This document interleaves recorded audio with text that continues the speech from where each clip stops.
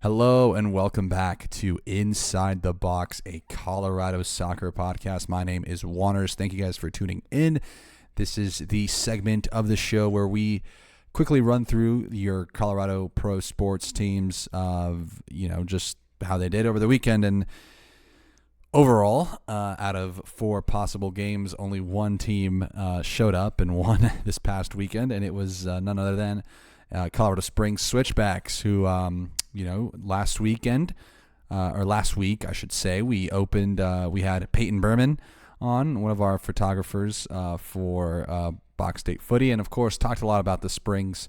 The Springs are bringing quite the crew to the U.S. Open Cup match this Wednesday, and I figured before we get too far into this Phoenix Rising match, the Springs won 1-0 on the road. The Springs and the Switchbacks themselves are I guess I should say the Trailheads are coming towards the Centennial 38 tailgate on Wednesday, tomorrow when this releases. And there is an initiative from the Orr Foundation and from C38. Our friends down there, Trailheads, are collecting bottle tabs. So those tabs that you have on like beer bottles and whatnot, like we're collecting those. We are going to be giving them a bunch of those. We're going to be giving them the bottle tabs to collect. They are going to support the Ronald McDonald Fund in Southern Colorado. Goes to support families with housing and supplies for kids with medical assistance. So bring all the pop tabs. Losing SG takes a shot of Malort. But beyond that, there's also a beer swap. So if you want to get in on some Springs beers, bring your favorite local Denver beer, and I'm sure someone down in the Springs will be happy to trade you a Springs beer for a Denver beer. But yeah, bring those tabs, bring the pop tabs, the bottle tabs. Bring those, bring as many as you can, and we're gonna make sure that we can kind of make the most of this fixture between the Rapids and the Switchbacks. But let's talk about the latter there, the Switchbacks, the only team to win this past weekend off an Isaiah Foster 26-minute goal. This one came off a corner. It deflected off of a Phoenix Rising player, and then it kind of just floated into the back of the net. Didn't look like a goal, but the goal line text said it was good. So the Springs would ride this 1-0 early in the 26th minute and ride it all the way to the end. Some chances there for Masareka at the end. Had a very easy, not an easy chance, but like a very a very opportune chance to make it 2-0. Beyond that, Corey Bennett had another chance after coming in. And this was kind of a semi-rotated squad for the Springs. Sam Williams played all 90. Maples played all 90. Mahoney got some rest here at the halftime. Levante Johnson played a half. Aiden Roca, almost a full 60, got off in the 55th. Adrian Perez. Hanya was rested for this one, so we'll probably see Hanya playing at Dick's Sporting Goods Park in what has felt like a long time coming. I have been waiting to see Hanya at Dick's, and so I was hoping to see him in a Rapids kit, but this time it will be in a Switchbacks kit, which is not too shabby. I mean, he is a sort of a Switchbacks key player, so there our losses there. Gain in terms of Rapids, the Rapids' loss is the Switchbacks' gain there.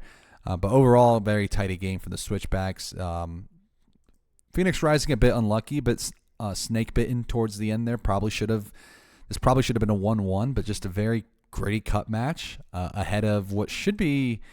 I'm thinking it should be quite the match, of course. But let's talk about their opponent, the Colorado Rapids, who had 2 games since the last Inside the Box, a 0-0 draw against LAFC and a 3-1 loss against Vancouver Whitecaps. This is quite a tough spell of games. You have a loss last weekend against Miami. You could maybe pick out some moral victories there. The draw on the road, I mean, if that was a win, you know what I mean? Like, it'd be a completely different dynamic. And then Vancouver, of course, one of the best teams in the league, currently facing some relocation concern and All support to the Whitecaps there. But fellas, I'll be honest. I kind of knew the Vancouver result. I knew it was not going to be one to watch. But that LAFC result, a lot to gain there. A big character draw, like a big character building draw midweek. Now, if this team was, like I've always said, the coaching floor is there for the team, but what's truly missing is just that elite level talent. I think if Rafa Navarro really was, our best player, our DP to be, he would have found the winner here. And, still for all the goal contributions, no game-winning goals for Rafa Navarro. It's something to keep in the back pocket, because there's something to be said about scoring goals, but there's also something to be said about winning games. And I think a DP should be winning you a 0-0 game on the road. Nonetheless, you take that 0-0 on the road against LA. Very rarely do you ever get that result, and LA were happy to take that result after being passed 4-1 by San Jose at home. But beside, I think it was 4-1 or 4-0. Let me just, 4-1 at home. Rapids, again, will have two matches. They'll have that Open Cup match, and then they'll go to Houston on the road. The Switchbacks have the Open Cup match, and then they are on the road to San Antonio. So two little road games for them, even though they are coming back to the spring. So it's kind of like, they are traveling for a bit. They'll be back on May 8th for against Orange County. Should be a good one there. Colorado Rapids 2, another loss for them. I'm going to spare you the details there. I did not watch this match, and it's time we take a look at the Rapids 2 whenever it's getting to some very dire times there for the Rapids 2. Again, I'm hoping to catch them at a DU game. But for this one they were on the road to Vancouver Whitecaps 2. Someone's got to throw Rapids to a bone here. And I don't mean just, having your first team players join the team there and help out like a 2023 side did for the Rapids there. But overall, it's looking quite bleak for R2. Don't know if you need a coaching change up there. I would not be able to tell you what is going on, or because this is something to be said from going to the final of the MLS Next Pro final to now this. It's not the most inspiring, not the most confident when you look at the course of just how seasons play out for the Rapids, right? Because it'll be 1 year where the Rapids main team is doing really well, and it's a down year for Rapids 2. Or it's a down year for the Rapids, a first team, up year for Rapids 2. So don't like the yo-yoing going on. Hopefully they could stabilize pretty quickly. And then, of course, finally, the Denver Summit FC, who got off to a great 2-0 lead at home, looked awesome. Melissa Kostler is awesome, quite honestly. Just a dog. I love seeing them play, and I think if there's ever to be a newcomer of the year, now pardon me, I'm not that well versed in NWSL, but what I can tell you is Kostler's cool.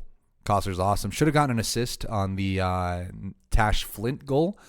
Kostler scores completely against the run of play here. Summit catch San Diego Wave off guard. For both of these goals, really, they were kind of a smash and grab type of a goal. Kostler finds a back post pass from Yasmin Ryan, and then Kostler with a great feed to Flint. Flint shoots, and it gets saved. Pops up in the air, and Flint heads it. A much more difficult chance there, but 2-0 for the Summit, and then the Wave. Just, we're a Wave, right?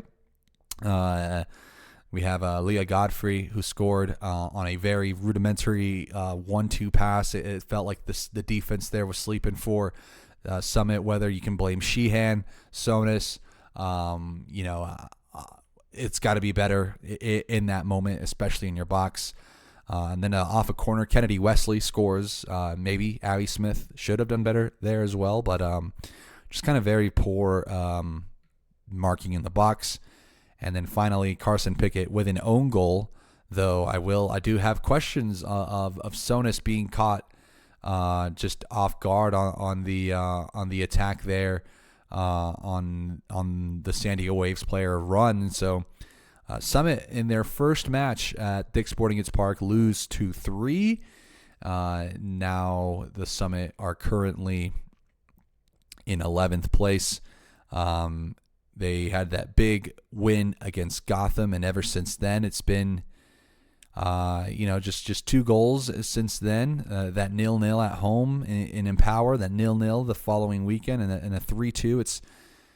It's still very, very early days in the NWSL, but they're not like Boston Legacy right now, who have lost 5 straight. So the Summit are in a much better position right now. They're not too far off from the actual 8th position here, but not the kind of first start you want at Dick's Sporting Goods Park. Nonetheless, though, I mean, that's a bunch of L's for Colorado teams and the 1 win for the Springs. So, yeah, I mean, that's something to look forward to, especially since their next match is the Colorado I-25 Derby, Box State Derby, between the Springs and the Rapids, and it should be quite the affair. But with all that being said, that's been your recap of the pro soccer teams. We'll be back next week, of course, recapping them all as well. Who does the Summit play next? The Summit will be playing Boston Legacy. So on the road there, Boston Legacy. That one is not until Sunday, or am I getting these mixed up? I think they're actually on Saturday. Sorry, I'm on a I won't even explain it. Sorry. I mean, no, I think it is on Sunday. I think it is on Sunday. I just use a VPN and the location is Switzerland, so I can't tell if this is the Switzerland. No, it does look like it's at Sunday at 1 p.m. on the road against Boston Legacy. Rapids will play Houston on the road, and of course, as I said earlier, San Antonio, a road trip for the Springs. Without further ado, let's transition into this conversation with Marc. Yeah, let's get into it. We are joined now by Marc Chingon Pins, obviously a maker in the Colorado Rapids scene, of course. Marc, how are you doing, man? I'm doing good, bro. I'm doing good. Thanks for having me. Appreciate it. Now, I open with maker because, of course, Chingon Pins is your that's how I kind of met you first as, and so I kind of have just always known you as Marc Chingon Pins, but yeah, it started from pins, but you also make jerseys as well. I mean, and then you also make stickers, and so just generally, Marc is a very creative dude, very very a maker, as one might say, and so. Just wanted to ask, is there anything else I may have missed when it comes to just your creative efforts in the Rapids scene? I mean, you covered a good amount of part of it, really. I mean, I try to help with designs and stuff if possible. This year, Logan and I helped with the season opener tifo, and that was pretty cool. That was the first time I had done that. With the tifo crew, and so we created that Pokemon 30th anniversary kind of crossover, and that was pretty dope, man. To be a part of that was pretty awesome. Yeah, and it's always so cool getting to see. I mean, I haven't been there quite yet. I'm less so on the visual side of things, even though I do try my best with BSF Canva designs. But it's always cool to see your ideas just manifest into a larger, just a larger creative piece. And so if you haven't seen it, I recommend everyone see that Pokemon tifo. Very, very good job on that. Yeah, I mean, it was super cool to see we created something, and then kind of watch everybody from the community come together and help complete it was pretty cool as well. It kind of just started off as a small idea, and then we pulled it off, and I mean, I think it turned out pretty well. And I appreciate C38 for and the TiVo crew for even allowing me to to help out with that, which I found pretty cool. Now that's the art side of you, but you also have all the things that you make. Chingon pins, of course, is the account there. How did you start doing pins? Like where did they? And I guess like even the stickers, right? But I guess stickers are easy to Right. produce and stuff. But how long have you been making these pins, and what specifically, like why specifically pins? I should ask. I've been collecting pins for over a decade. So like I would just go online and like see these cool pins that I liked, whether they were like nerdy pins like Star Wars or like comic book Marvel stuff. Kind of just cool little sayings, maybe like a little like you know little slogans or whatever that I would like put like on my board or like on my vest or something like that. And I was like, I have some ideas that I would like to see out that I haven't seen. So that's kind of where it started. I've been creating my whole life, and around like 8 years ago is whenever I finally decided to do something with it. I had a friend back in the day that I used to drive home from work, and he used to tell me like, you need to, put your stuff out there. I would just draw shit like at work, and he was like, man, you should really like do something with it.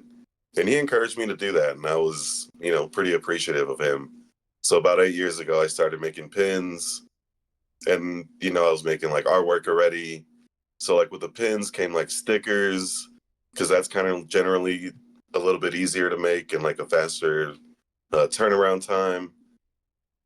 And so like I did that, and then I started creating like merch and like T-shirts and jerseys, and just trying to put like whatever ideas I had in my head onto something, something people can wear, which I think is like probably one of the coolest things you can do is like seeing something that you made and someone wearing it. Kind of fills you with like a little bit of pride, and makes you feel like you're kind of doing something. You know what's funny is you say this, and recently Box State Footy did sell a hat, so I got this Yeah. confirmation that someone bought a Box State Footy hat. So now it's time Fuck to yeah. just scour Denver to see who bought that, or wherever someone may have bought it, right? Right. But I noticed here, because if you guys haven't you owe it to yourselves to look through Mark's Etsy profile here. They have Yep. a variety of pins and stickers, and the jerseys, of course. On your bio, it says nerdy pins. When did Right. the nerdy pins and I guess more of the nerd stuff? When did that transition into soccer? Because like, of course, you are from, not to dox you too much, but you are from Texas, as we have Yeah. talked in our various conversations. But what made you want to Mhm. start coming out to just Rapids games and getting involved with C38 at large and just the community here? Well, it was probably around like 5 years ago, selling artwork at like different markets and stuff. A couple of the homies that I know, Trevor and Dan, Dan pretty well. They would come out and they would sell like vintage clothes and stuff, and they would tell me like, hey man, you should come out to like a Rapids game. And just one day I was like, all right man, let's go. They had a couple extra tickets, so we went, and that shit was just fun, man. The whole vibe of it. We went to the tailgate whenever we got there, and everyone was pretty like warm and like welcoming. And it was just like such a cool vibe and like such a cool like community.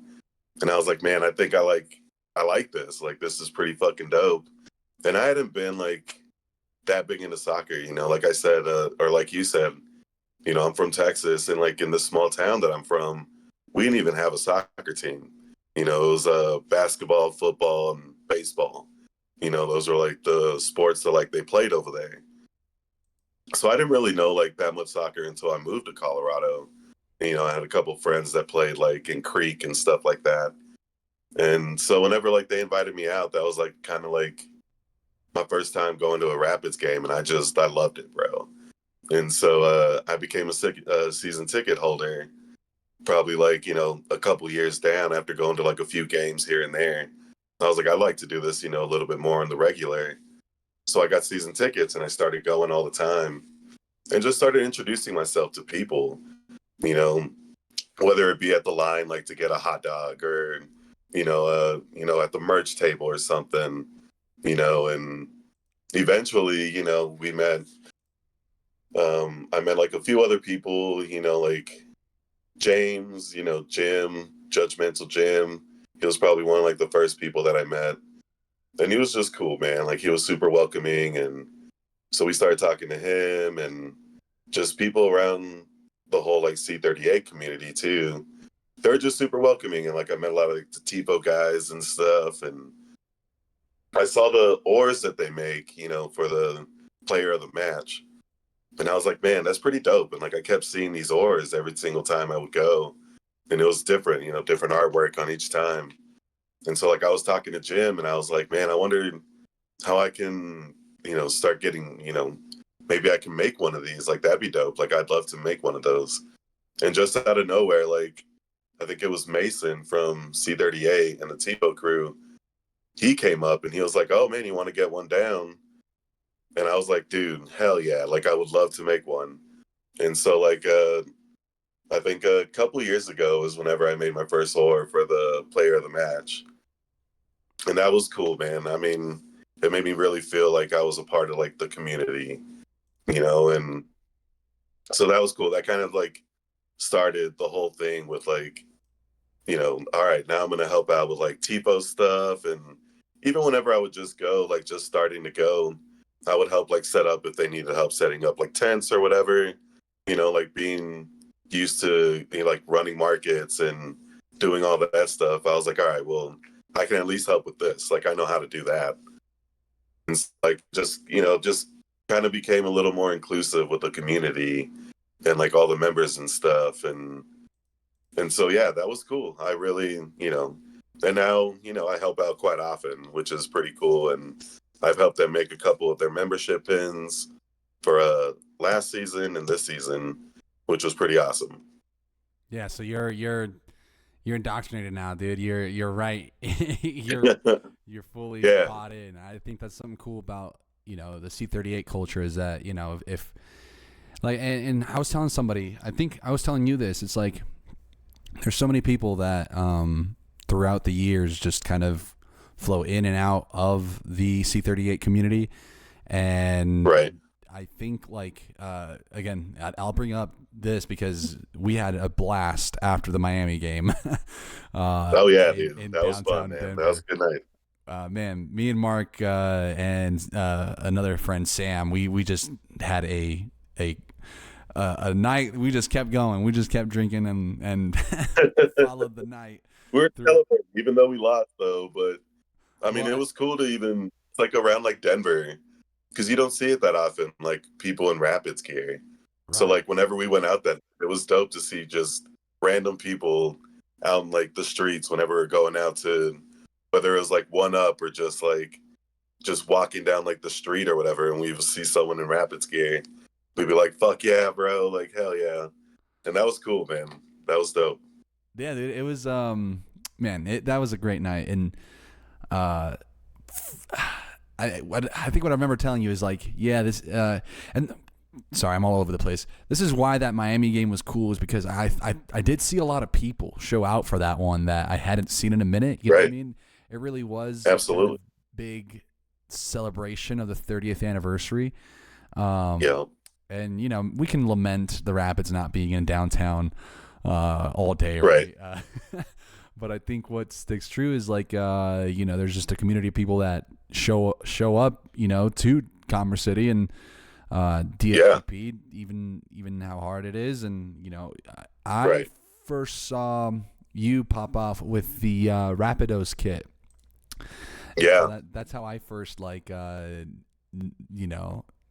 that like notice who you were, notice what you were doing, the whole and I think there's just been a wave of makers within the community too, because it used to fall a lot on just tifo crew or Dave, or you know what I mean, or like the merch Right. side of things would really kind of just be kind of a design by committee. But now it's cool to see you, Logan, just this like wave of creators really in a more tangible sense, like in a more like because I mean, of course, Box State Footy is a creator, right? But a content creator, less so an actual like thing you can hold, a thing you can wear, a thing you can No, but like, pin, yeah, absolutely.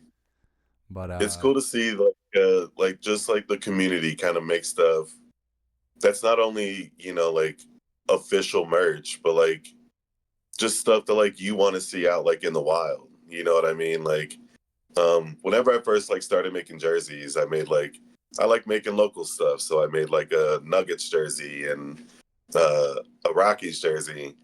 And I was like going to Rapids games frequently, and I was like, dude, I just want to make like a kit. You know what I mean? Like, mm-hmm. I was like, it'd be cool to kind of make something a little like throwback, and something that like, I'll be able to see someone possibly wear at a game or something, which I've seen multiple times, which is, it still blows my mind that like people bought my jersey and they're like, this is cool enough to wear to a Rapids game, and like with Logan and stuff and like the Culeros culture and everything, it's really cool seeing just like,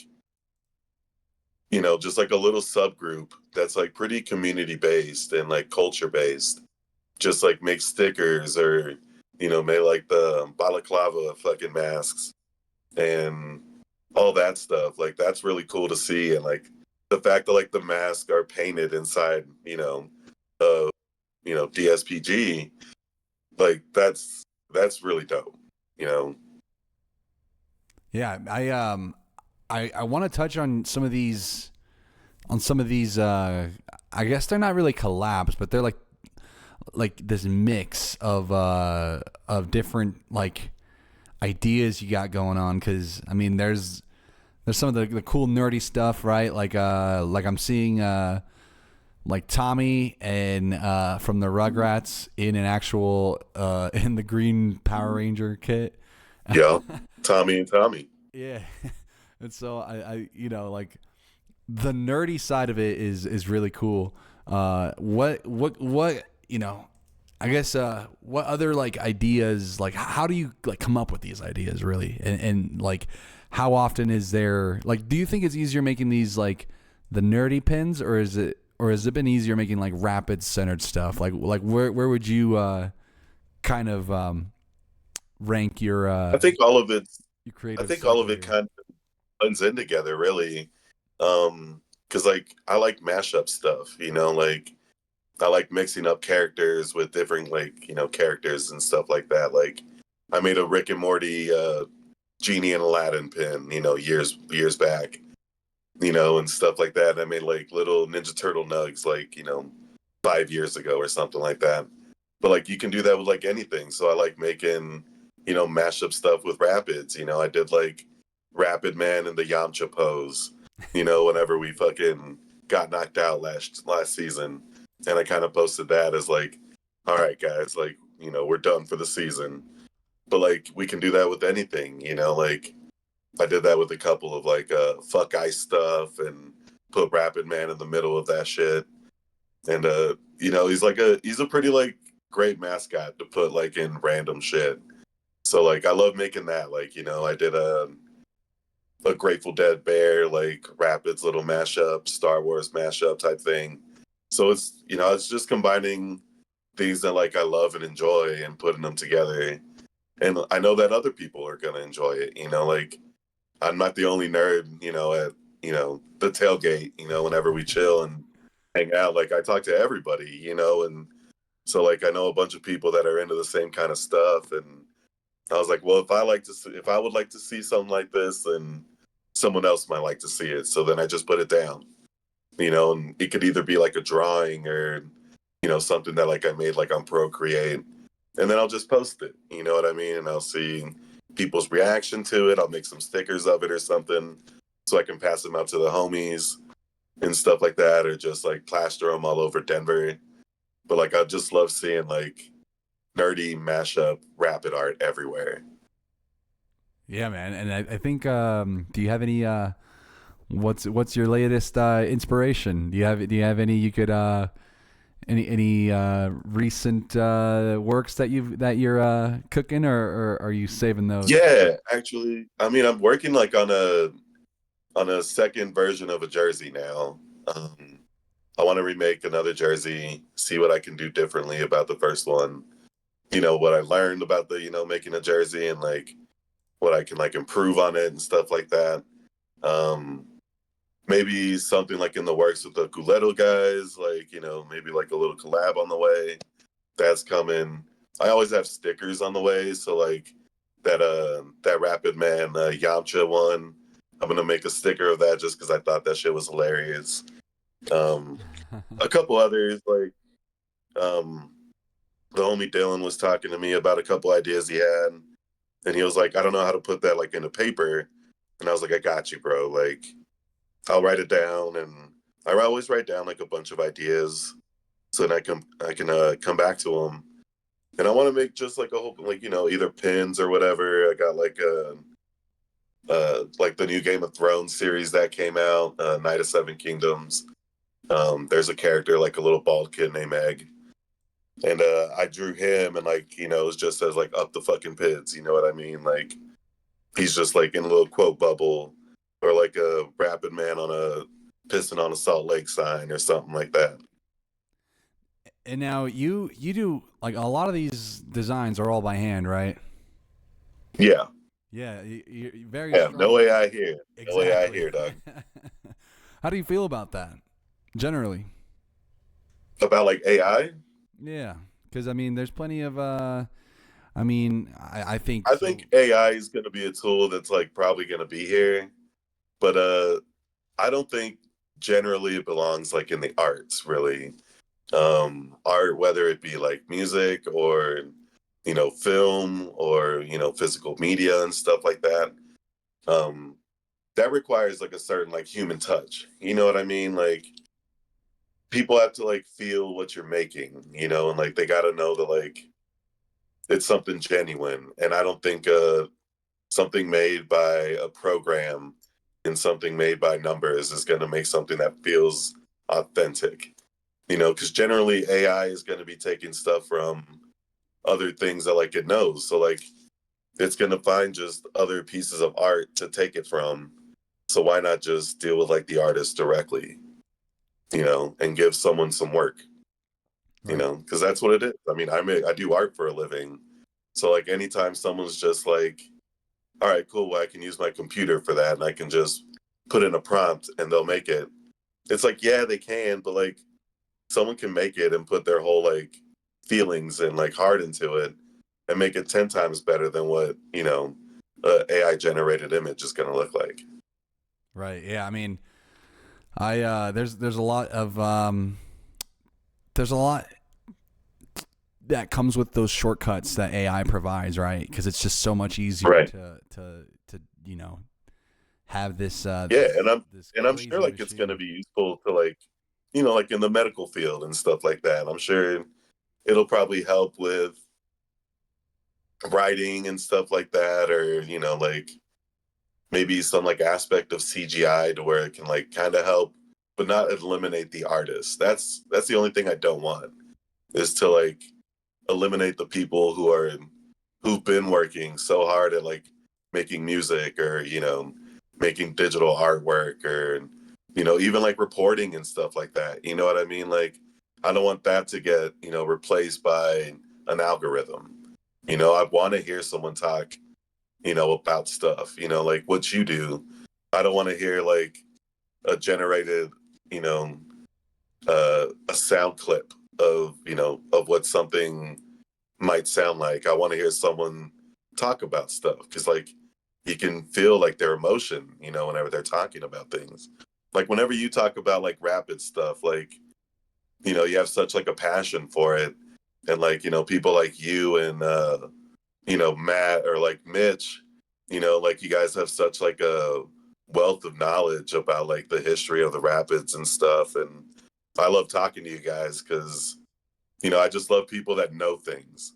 You know what I mean? Like I can learn something or, maybe there's like a player I didn't know about and I love like whenever like you'll spit out like random facts or whatever, and that's dope. And you can't get that from an algorithm. You get that from people. Right. I mean, I'm officially at a point now where I started going to games when I was 13 years old, and now I'm 26. Yeah. So half my life has been has been spent, I guess, not going to games, but like paying attention to Rapids, being in the Rapid sphere. But I wanted to ask you, like, I mean, you've been a fan for 5 years. Right? Is that correct? 5? Is that okay? Yeah. Who are some of your favorite players that have stood out over the course of these 5 years? Because I'm always interested to know. I've been there. There's been some good players. You know what I mean? Like I remember whenever Moisey came through, bro. Like we just knew like from the jump that he was going to be good. And we just knew that like that wasn't going to last long. That just happens so often whenever we get someone, like Harrington or something like that, and like they're just playing so good. We're like, damn, they're definitely not going to stick around that long. They're going to get sold. That's just kind of like how it plays out. But, seeing Moisey play like that was dope and that was cool.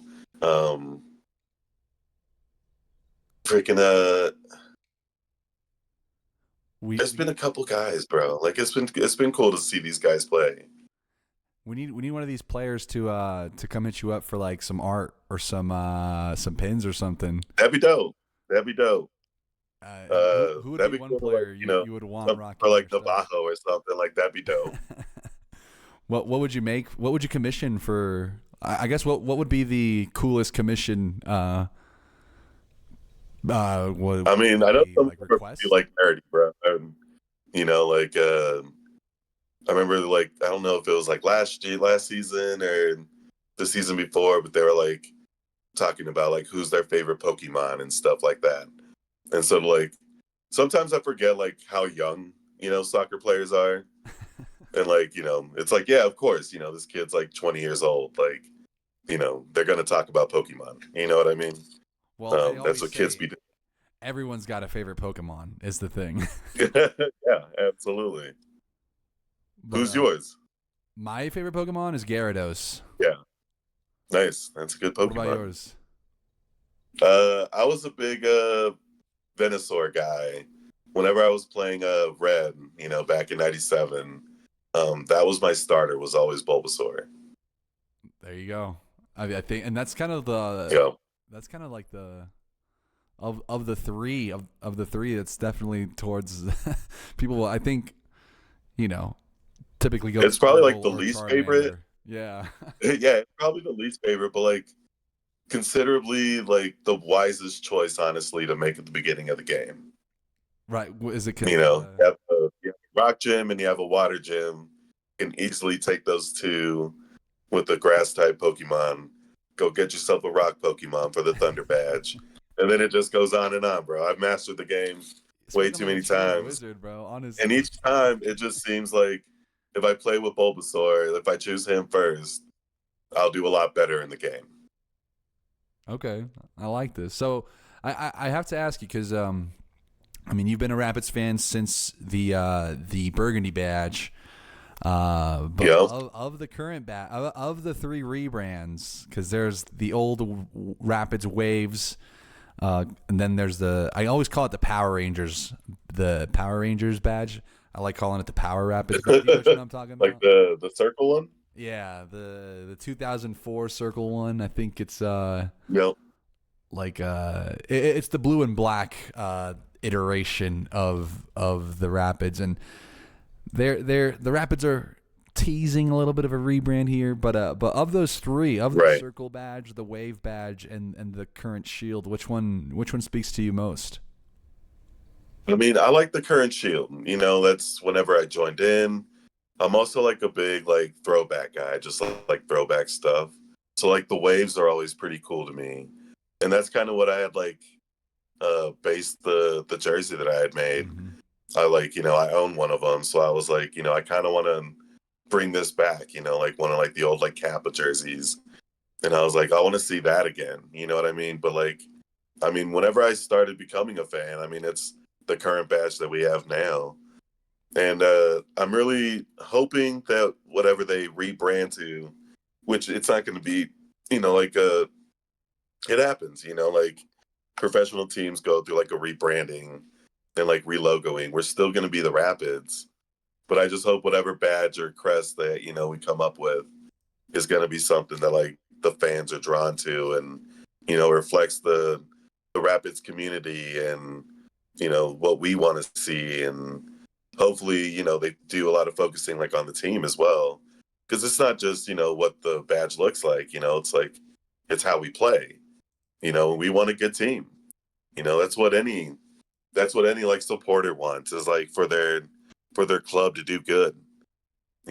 That's the big part of it. So, I mean, the badge is cool and all, but like, if we can focus on, getting our shit together, that'd be great too. And it seems like, we're kind of on the right path. It does look to be that way, but I'm sure you We know we might be losing and stuff like that, and we'll take a loss here and there. Oh, it's not the losing. But we're playing it's not really the losing well. that'll hurt. You It's know, not the losing it's gonna be. Yeah. It's gonna be the big game. The play. Oh man, the thing is, I won't spoil it for you because you have to experience it yourself as a Rapids fan. But I those who know, those who have been there. Here's the thing. Shout out to my buddy Martin, who I caught at the because we also hung out this past weekend, just a little bit at the Celtic. Yeah. But I caught Martin, and Martin fell in love with the team in 2016 after the big Western Conference run that the team had. They ended up, they beat the Galaxy in a 2-game series, lose to Seattle in a 2-game series. And my buddy Martin's like, I love this. I genuinely love this. And I said, okay, what if somebody right there said, for the next 10 years, you will never have a playoff win again? How would you feel about it then? And so it's like, okay, let me ask you this. If in the next 10 years, you know what I mean? Let's say we're in 2036. Let's say there's still no Rapids playoff win. It's like, it's so easy to be like, yeah, eject your seat. But, for the future of the Rapids, and I guess also, when you're looking at your own thing, like, and it's kind of hard to project what the future may hold given, gestures broadly. Right. But you know what I mean? Like, what do you see? I think I'm a fan for life, bro. I don't know. For Like sure. once I started going to games, like I was caught by it. You know what I mean? I was like, fuck, man. Like I want to keep coming to these things. And I've been to games where we've won, and the vibes are really high, and I've been there whenever we've lost and played like shit, and I'm like, it's all good, bro. We'll come back. I'll come back next week, or I'll come back at the next game, and I'll still be hopeful. I try not to go in with like I'm a pretty optimistic person in general. So like I'll always try to go in with a pretty optimistic attitude about like how we're gonna do. I can also be realistic about shit too, but I always want to remain hopeful. But like, in 10 years, I still see myself being going to games and doing the same shit, maybe just hopefully on a better scale. Like hopefully my artwork has improved a little bit, and maybe I'm a little more involved, and because like I like being involved with the community and stuff. Like it's been pretty chill. Like it's been pretty nice, and over the past couple years, they weren't like super great. You know what I mean? Like sales weren't going good. Like my websites or markets weren't popping up as much as they used to. But like I always had a Rapids game to look forward to, and I always had the people that like I talked to over there, and that was always really dope.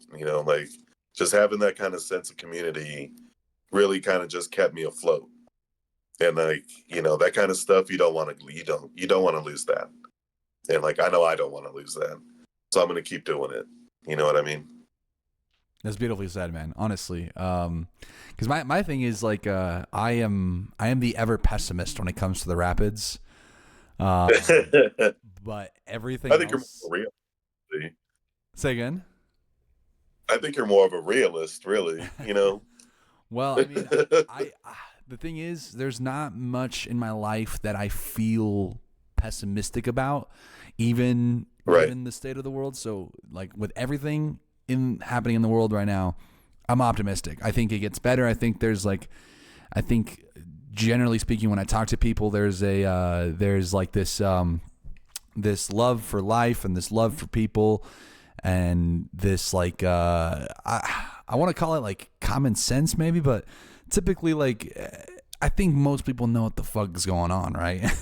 But Right. then when it comes to rapid stuff, like I just can't help but always just see, like Well, and I mean, you've that's been a fan since 13, bro. You've seen everything. uh, and I have seen everything but the cup win is the thing. Right. And so I think like for me it's like man, I just can't wait for the Rapids to really let me down again and That way you can overall come back season, and do it all over again. exactly. And if the Rapids weren't this like yearly thing to just latch onto after season after season after Right. season, you know what I mean?